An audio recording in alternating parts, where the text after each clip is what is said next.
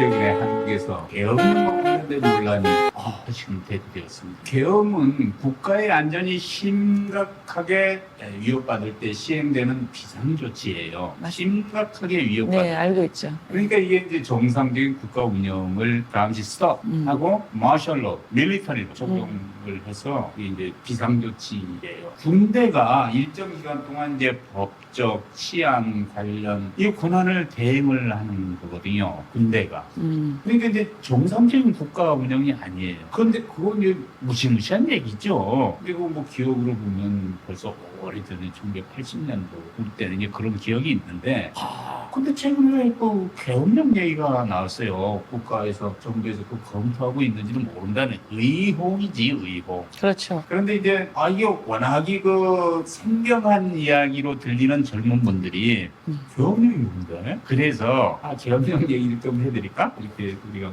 얘기를 해서 이제 말씀을 좀 드리려고 하는데요. 계엄령은 굉장히 민감한 얘기예요.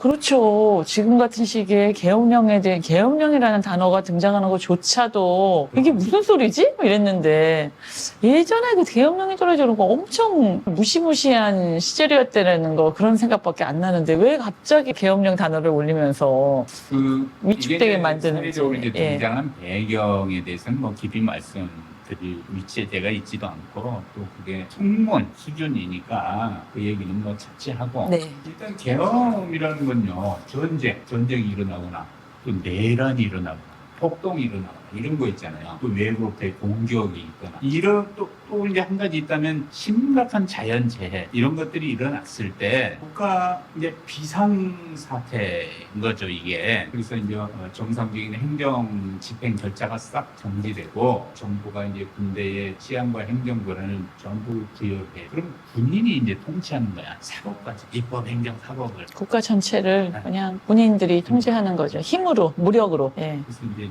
지시하고 모든 사회 질서를 군인이 총을 앞에 앞세우고 하는 게 무시무시한 얘기. 그렇죠. 아무것도 못하게 하는 거죠. 많이 경험했어요 과거에. 과거에 있었죠. 여러 번 있었죠. 계엄령이 선포되었던.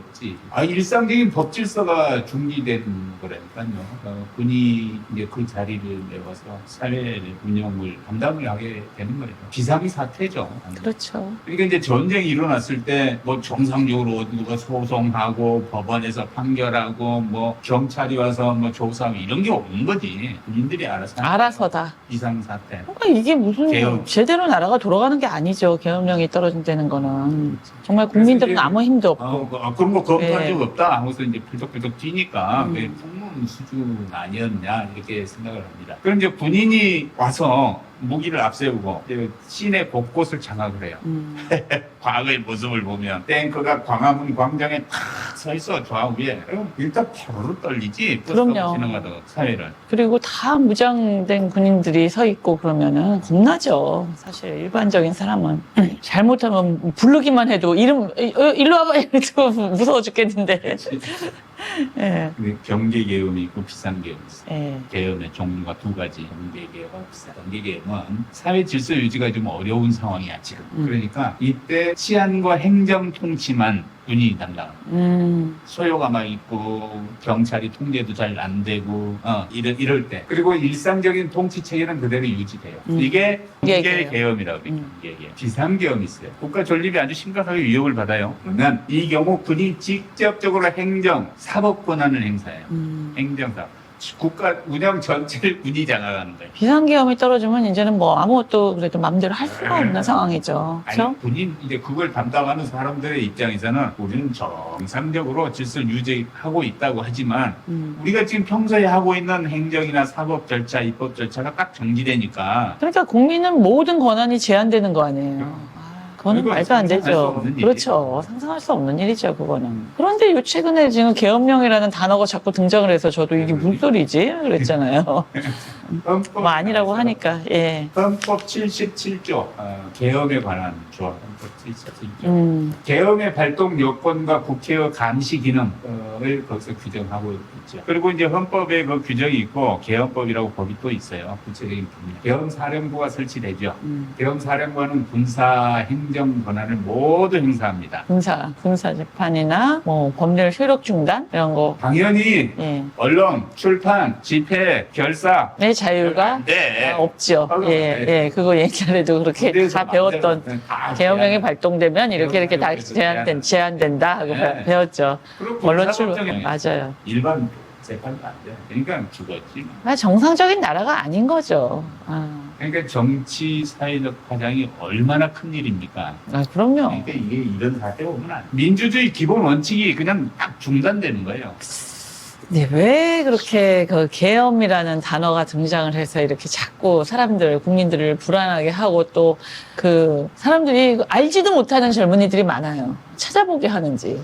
그러니까 이게 헌법에도 있고 법도 있고 하니까 이제 헌법적인 절차이긴 해요. 그러니까 이제 두 가지지. 하나, 사회가 너무 불안하거나 정치적 안정성이 현저히 위태하다고 생각할 때 계엄을 딱 발동을 하면 나름대로 국가를 운영해 나갈 수가 있어. 두 번째, 또 풍문이라고 하니까 자꾸 그걸 경계하는 목소리를 내면서 너 하면 안 돼. 정치적인 안정성이 떨어진다고 니네 그걸로다가 장악하면 안 돼 하면서 경고하는 목소리가 될 수도 있지. 그러니까 어느 것이었던 간에 하여튼 그게 분정을 하는 거는 이거 안 얘기인데 이 생각이 드는 겁니다. 당연하죠.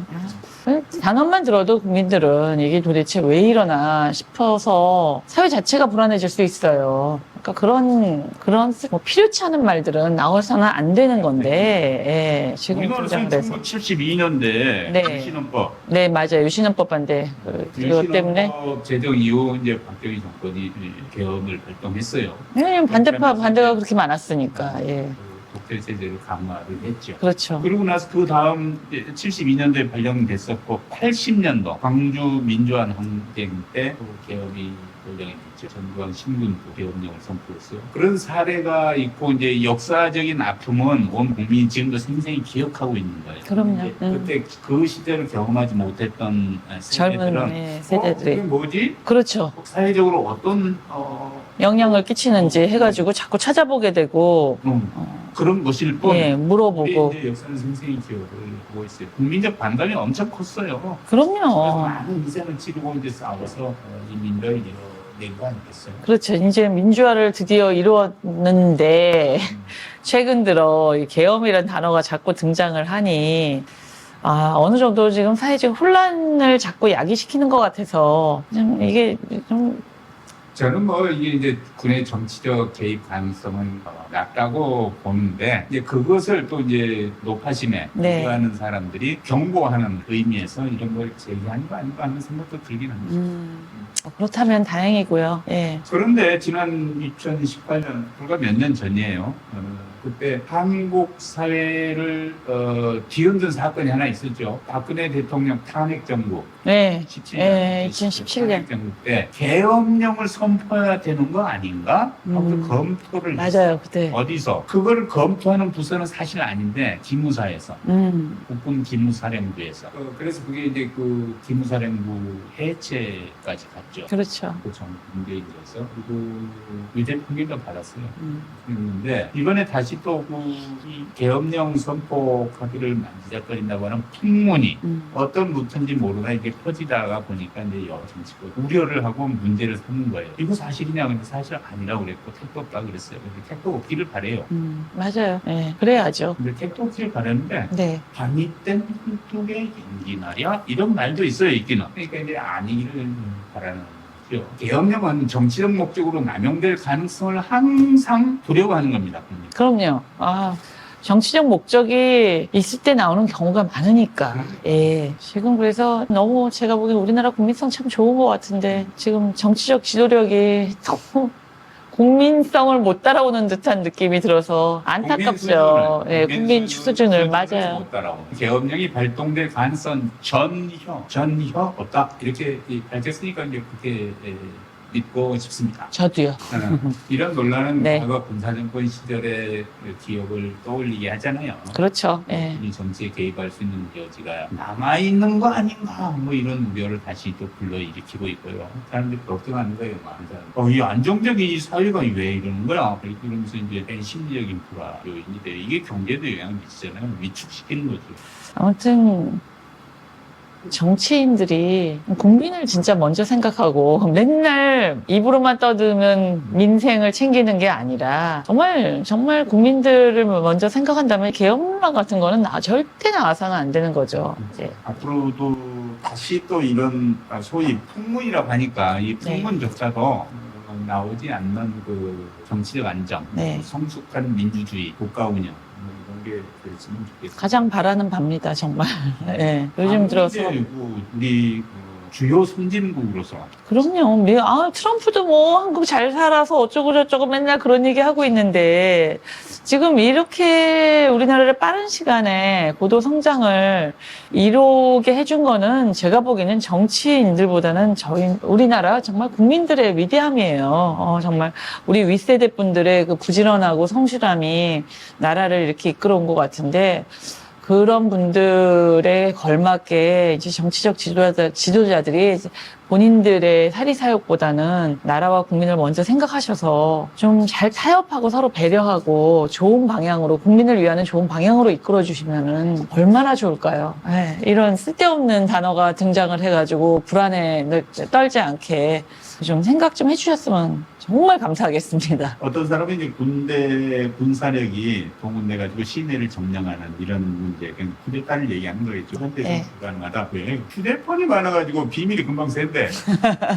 이제는 시대가 다르다 이거죠. 예. 그리고 군대가 시내로 들어오려면 교통이 하도 막혀가지고 탱크가 못 들어온대. 딱 그 얘기는 옛날과는 진짜 상황이 다르다 이거죠. 그 예. 얘기하고 이제 하여튼 계엄령이니 무슨 군사 이런 시대착오적인 이야기가 다시 등장하지 않기를 바랍니다. 네. 시원하고 기분 좋은 가을 되시기 바랍니다. 다음에 뵐 때는 우리나라 좋은 나라 만세 이럴 수 있게끔 좋은 얘기로 또 찾아뵀으면 좋겠습니다. 이렇게 이제 회자되는 이런 주제 가지고 얘기를 한번 나눠. 네, 궁금했던 얘기 오늘 그래도 안심을 시켜주는 그런 정보들을 전해주셔서 너무 감사하고 여러분들도 이제 찾아오는 가을에 행복한 시간과 즐거운 시간을 보내시기 바랍니다. 네, 고맙습니다. 안녕히 계세요.